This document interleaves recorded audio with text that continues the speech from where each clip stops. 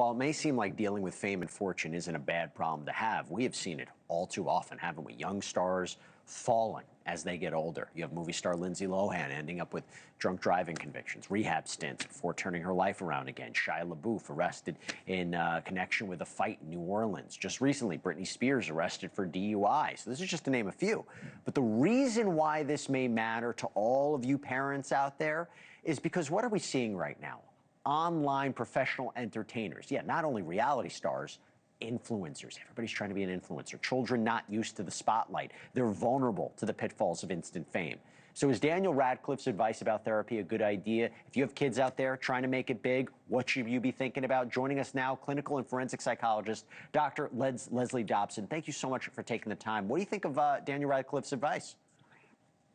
I think it's great advice. I think it's well needed, but I would just say that I don't want the therapists hired by the industry themselves. They need to be independent therapists. Why do you say that?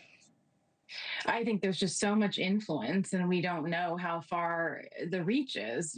Why you have to be able to fully trust your therapist or your psychologist. And if they are at all involved in Hollywood or the workings in the monetary way, I wouldn't trust them completely. I would want children to get a baseline from a completely independent source. And then if things start going awry as they enter into the industry, then they can be called out on by that therapist and they can work together.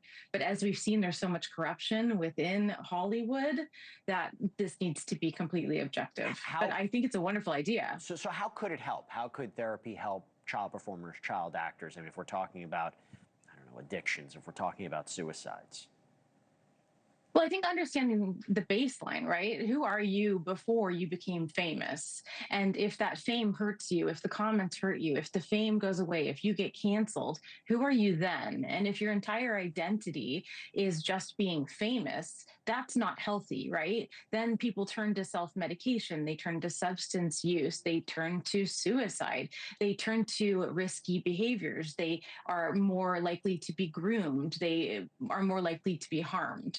So if we have somebody who knows who they are at an early age, we can keep them stable as all of this is around them, all this money is coming to them, all this attention is coming to them. Do you see the same thing with social media stars today? I mean, that is instant fame. That could be overnight. That could be like that. Are you seeing similar problems? Yeah. I think it's even worse. I think we have, people go viral. I went viral for some stupid shopping cart video, but I'm a psychologist. I know how to handle it. I mean, you yourself on the show have platformed people who are influencers without any education or actual professional training. So how could they actually manage the horrifying comments that we get day to day? I mean, 22 million people viewed my Instagram this week. The hate comments are absurd. 70% don't follow any of my accounts. You have to be trained to handle this. And if you're not trained, you need a therapist to back you up and help you.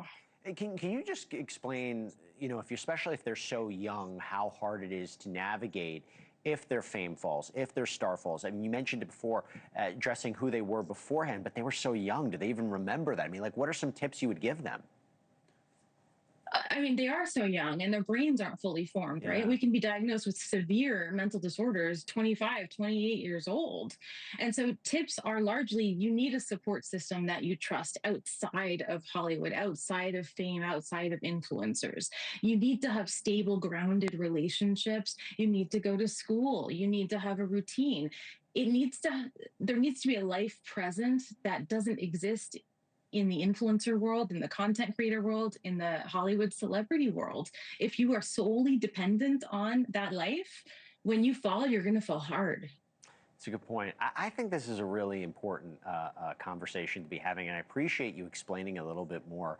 I want to stay on top of this because, again, we're seeing so many people addicted to fame, addicted to social media, trying for an instant buck, instant followers. It's a problem. So, Dr. Leslie Dobson, thank you so much for taking the time. Appreciate it. Yeah, thanks for having me. Thank you for watching. Subscribe below and download our NewsNation app right now on your phone, and you will get fact-based, unbiased news for all Americans.